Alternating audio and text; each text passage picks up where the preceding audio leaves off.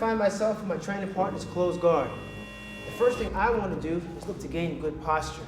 But I have to be careful that as I sit up, I don't let go of him, because now he can sit up and start all sorts of attacks.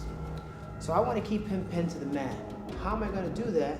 Is by opening the lapel and feeding the lapel into one hand. It's important here that your elbow faces outward.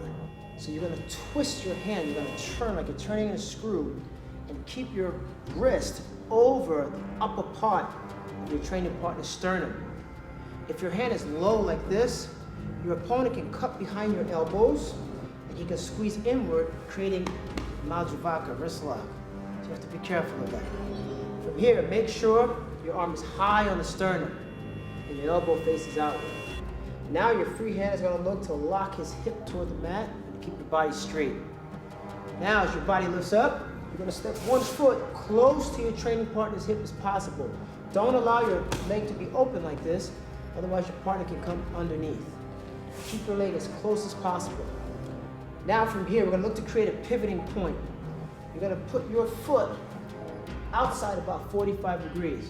And now we're going to twist the knee that's down upward over the ankle here. That pressure makes him release the guard. Now from here, don't stay with the grip here. You're going to let go and keep your arms in close to your body. Your hips are going to drive forward here like a hula hoop.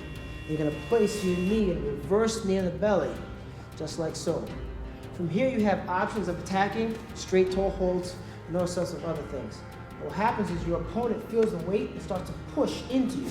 The second you feel that push, you're going to shoot one hand underneath and over his leg, spin yourself all the way through to the full mount.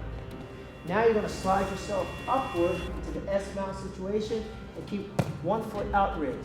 It's important here to keep your body sideways on him so he can't get this elbow back. Now this arm belongs to you. You're going to catch it nice and high, lean your weight forward, and put one hand on the mat. As a result, you're able to pass that leg freely over his head, secure a gable grip, squeeze your knees together, and slowly elevate your hips to the ceiling.